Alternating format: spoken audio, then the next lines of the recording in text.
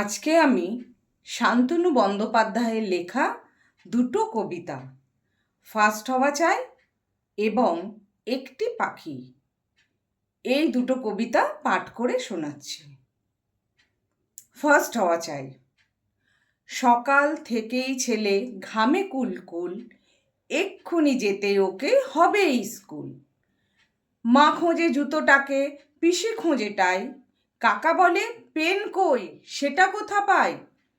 কাজের মেয়েটা বলে কি গো খোকা হলো, স্কুল বাস বুঝি ওই এসে গেল।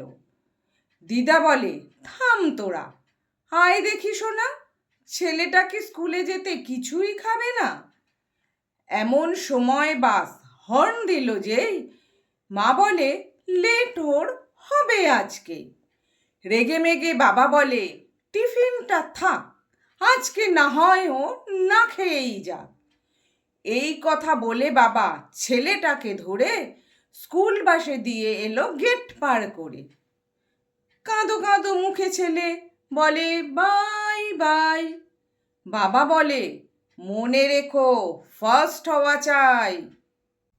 একটা পাখি। একটা পাখি গাছের ডালে বৃষ্টিতে ভিজছিল।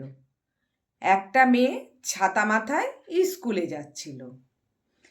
পাখি বলল, আমায় তুমি ছাতার নিচে নেবে, একখানা বই একবারটি পড়তে তুমি দেবে।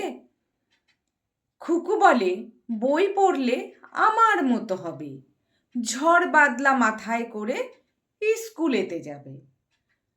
তার চেয়ে তুমি পাখি আছো, পাখি হয়েই বাঁচো, ঝড় বৃষ্টি গায়ে মেখে গাছের ডালে নাচো।